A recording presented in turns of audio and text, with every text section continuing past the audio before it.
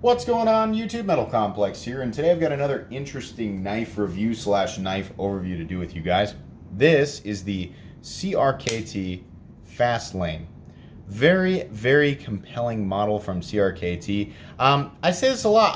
CRKT, they're in this interesting place with me. They have models that I'm not interested in at all, and they have other models where I'm like, oh my gosh, yes, absolutely, you guys nailed it.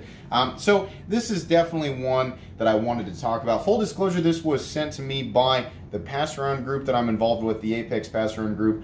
So by extension, CRKT, the manufacturer themselves. So I appreciate that. As usual, I'll try not to let that affect my review, but should be pretty easy considering I don't get to keep this one. I'm gonna go ahead and get a measurement of this guy. Overall length, let's straighten him out here. There we go. Overall length of the Fastlane, right at 8 inches. Yep, right there. So tip to scale on blade length, you're actually looking at, surprisingly, it's like 3 point... God, you could call that 3.75. Let's call it 3.6 to be safe. Your actual cutting edge, however, given that very generous, very large sharpening choil, I'm hesitant to call it a finger choil, 3¼ inches. So that's going to be a sweet spot for a lot of people, definitely. Let's do some size comparisons up against the Ontario Rat Model 1. Rat 1 is coming in at 8.6 inches overall. How about up against the Spyderco PM2? Spyderco PM2 coming in at 8.3 inches overall. So you can see their PM2 just a hair longer. How about up against the Benchmade Griptilian, or in this case, the Ritter Hogue? Ritter Hogue coming in at 8 inches overall, or as I recently discovered, it's probably like 8.1. So it's just a hair longer there. And last but not least, the Spyderco Para 3. Spyderco Para 3 coming in at 7¼ inches overall. My consistent viewers are probably thinking, what? You had a Benchmade bug out that you were going to use for size comparisons. Where's that? Good eyes. It's not here today. But it'll be coming back. Anyways, let's go ahead and give you guys an example of the action here. So this is using CRKT's Outburst technology, which it's assisted. It's an assisted knife.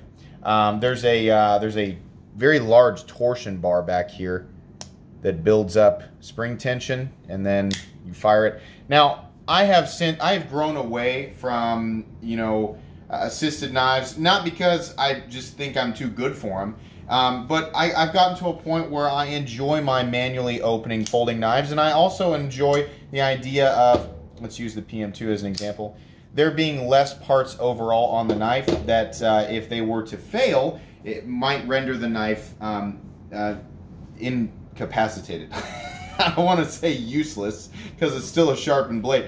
Now, on the upside though, this is using something that appears to be much more durable than a torsion bar. Or a small torsion bar that you might see in Kershaw knives or some of the spring-assisted ZT knives. Not that those are bad, but this just looks to be like a much more substantial system. And I didn't dig too far into the internet, but I did a quick search to see if anybody had issues with these. I think they're pretty minimal, if not non-existent altogether. Now, I'm sure my comment section will let me know. Anybody who's had an issue with these, I'd like to know. It appears at first glance to be durable, but like usual, as usual, do your own research. By the way, if you decide after this review you'd like to purchase this knife for yourself and at the same time support my channel, I will provide my own Amazon affiliate link in the description so you can pick it up. Anyways, talking about the action, it's really good and it's actually really satisfying.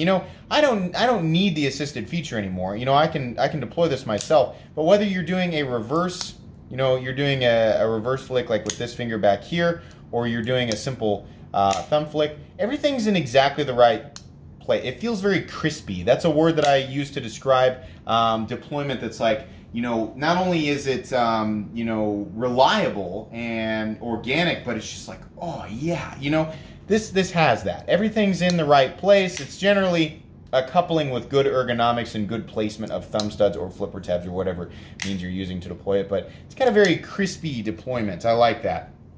Moving on here, let's do the weight. If my scale wakes up. It's a very temperamental scale. Overall weight of the Fastlane coming in at 4.16 ounces. Let's weigh it again. 4.13 ounces. So a little bit over 4 ounces. I don't have a problem with that. A lot of people say, oh, 3.5 inch blade, and it's, you know, got an extra, it's over a half an ounce extra inch, or a half an ounce of extra weight. And in terms of the carry profile and the overall weight and how much blade I'm getting, you know, for the overall length, I am perfectly fine with that. I have no issues. What you're looking at for materials here is contoured G10 on top of full steel liners that, I mean, when I say full, I mean they come out to the lips. I do not know, though, if they are milled. No, they're not milled. So you have a full, you know, a full strength knife at just over 4 ounces. I don't have a problem with that at all. So let's go ahead and talk about a little bit more about this knife. So this is a Matthew Lurch design. I got to be honest, I don't know a lot about Matthew Lurch, and I'm sorry if that makes some people cringe, but I just don't know a lot about him. He appears to be a good designer, though, and just in terms of a straightforward, functional knife. This is why initially this knife was appealing to me. You guys know, who have been watching my channel, I appreciate a really complex design, you know, sometimes like complexity outside of the need for it, like unnecessary complexity outside of anything utilitarian. But I can still appreciate it. And a good example of that is anything from Elijah Isham. Oh my gosh, they're a blast to look at. But do they offer any sort of, do those incredible design features, those aesthetic features offer any sort of utilitarian benefit? No. But okay, I can still appreciate it. I'm drawn to a very simplistic design because I know it's like, hey, this is knife, this is tool, this is handle, this is blade. You know, it's very straightforward. I like that. I don't know if Mr. Lurch's designs are typically like this, but this is an impressive looking knife to me. I like it. It's aesthetically pleasing. What we have here is a very pointy drop point blade, a very spear point blade. Definitely comes to quite the tip. Absolutely. So that's something that I'm going to recommend you guys be cognizant about. This is the PM2's tip. Look at that. Excuse my thumb. Sorry. Yeah, that's a very, very pokey tip. So the benefit is if you do a lot of puncture tasks in your day-to-day, you know, what you ask of your knife in an EDC setting, you're going to appreciate that. If you are picking locks with your knife, or you are prying boards apart or doors off of bomb shelters, or using your knife to scale a building, this blade shape is probably not going to be for you. If you're wondering, was he being sarcastic? Yes, because truthfully, I mean, like, anybody who breaks the tip on their knife during regular use probably shouldn't have been using a knife in the first place. But I understand it's all circumstantial. This has a pretty delicate tip on it. This knife is utilizing HCR 14 MOV steel. What's the difference between HCR 14 and HCR 13? I don't know. Apparently they're pretty similar. I looked up information online, and the edge retention and all of the different qualities. I mean, it's a stainless steel. A lot of people are, you know, you'll hear different things out there. AHCR 13 is not good steel. AHCR 13 is good. Listen, for the price range, I have no issues with it. I had a Spyderco Tenacious in HCR 13 MOV for a while, used it a bunch, and it seems pretty similar to all the other steels that I have used in this price range. You know, but I use my knives for regular stuff throughout the day, cutting open boxes, cutting open letters, maybe some zip ties here or there, maybe some, you know, some plastic ties or some rubber or what, you know, little things like that. I don't have a problem with HCR 13 for this price range. I don't have a problem with HCR 14 if it's somewhat similar. Moving on here, this particular one, it has this black wash, like this semi-reflective black wash blade, and I gotta be honest, I still have my a lot of you guys know this Hinder XM18 3.5 inch is actually going to a patron, but now this is a more premium finish on the Hinder knife. But this knife that you're seeing here at base is a $515 knife. The least expensive Hinder knife you can get with that finish is $465. I think you pay an extra 50 bucks or so. Or 40 bucks maybe for the finish. This is a fatty, so the price, but let's just say this is a $450 knife at base. You can see there the difference in the types of colors that are being brought out in it. This is a little more warm, this is a little more cool. But I don't think this is a true DLC. I know that this is a DLC on the Hinder I'm not sure. But you do get, it does kind of remind me of that a little bit. And the point I'm trying to get to is it's aesthetically pleasing. It's nice. For those of you who enjoy a darker blade, this one has a little bit more to it than your simple, you know, paint or, you know, kind of pseudo DLC coating. It's nice. You know, it's kind of a tumbled finish, kind of an acidy finish, but it has that light reflectivity to it, and it looks nice. You know, I really appreciate it. Another thing that I appreciate is there's not a lot of billboarding on this. It says CRKT, and then it says Fastlane and Lurch Design. We have some numbers down here, but they're fairly hidden. Interesting up top, there's no jimping. They're just little notches cut in the blade. There's no function for that. It's just an aesthetic feature. I would have skipped that and added some jimping here, but not really that big of a deal. We have an enormous sharpening choil. It's like a one knuckle finger choil. Anything more and you're getting too much meat up there. Excuse me, I bumped the camera. Too much meat for it to really be safe. Right here, I'm okay. But up here, no, it's not a full choke-up position, so that's fine. It does make the starting point of the cutting edge clear, the thumb stud, so I guess you can view it as a benefit there. 3 1/4 inches of cutting edge versus the extra 1/4 inch that they could have maybe got out of that, or 1/5 of an inch. You know, people will be like, I want the extra cutting edge. You know, what are you going to be doing with 3.4 inches of blade that you couldn't do with 3.25 inches of blade? So it's not really that big of a deal to me, though I wish it were just a full, it's like pick one or the other, you know? Thumb studs, love them. They stick up enough for you to easily engage. They're rounded enough to where they're not uncomfortable. This isn't a knife that really gets uncomfortable to deploy over and over and over and over again.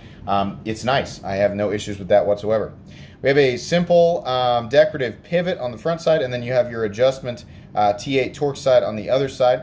There is contouring on these G10 scales, and that's really nice. Ergonomically, it's great. I mean, my positions here, I feel very free in the handle. I don't like handle shapes that force you into a position. A great example is the Benchmade Nakamura. Is that how you say that? It's got 4 scallops for your fingers, and you know, initially it's like, oh, well, you know, my fingers fit right in here, but you're dedicated to those positions during use. In a handle shape like this, I can move around a little bit. I can come back here, I can come back here, you know, it's kind of weird, but I can move around a little bit, and I like that.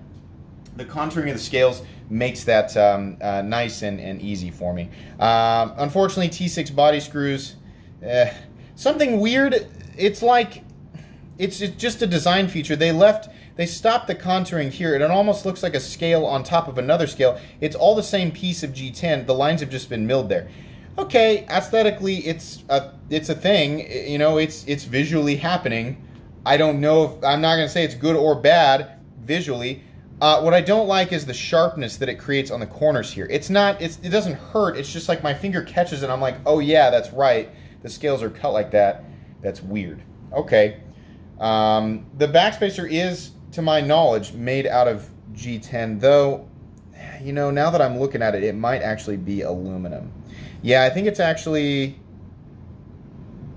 probably an aluminum backspacer. I assumed that it was G10, but I didn't get that close of a look at it. It might be, it might actually be even a plastic backspacer. In any case, though, regardless of what it's made out of, it's going to do its job, absolutely. The balance of this knife is a little bit butt heavy. I wanted to point that out. It's behind, like, I kind of want it to be right up next to what would be the finger guard. It's behind that. It's about right here, and that's because we have a lot of stuff back here. The backspacer, we've got the outburst bar, and we've got you know, the fact that it's got full steel liners, all that stuff, just adding weight back here. Probably would have been a better idea to put some backspacers back here. You know, I mean, no matter what that backspacer's made out of, or not backspacers, it would have been a better idea to put some barrel spacers back there. Regardless of what that backspacer's made out of, it's not going to weigh that much, so it might just be that the back of the knife is a little bit heavy. Again, not that big of a deal. Moving over to the other side, we have a true deep carry pocket clip with recessed screws. That's great. It does carry super deep. It's easy to push in and out of the pocket with one hand, no problem. It does stick up quite a bit. This whole thing could have dipped and come at, you know, I like pocket clips like this. that dip down. They're only wide where they need to be wide. They're not wide up here. You know, it's fine. It's not that big of a deal. It is going to create a hot spot on this knife if you're cutting over and over and over and over again with it. If you're just pulling it out to make a simple cut, no big deal. The other disadvantage to a pocket clip that's that shape is that it's easy for it to catch on stuff, so it might break off, considering it's just a simple steel clip. So all the way around, it's great. This is a really compelling design in terms of function, in terms of the materials used and the final execution of it. I like it.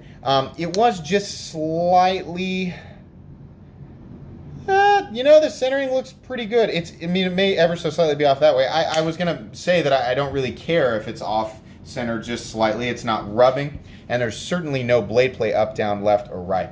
I like these types of CRKT designs.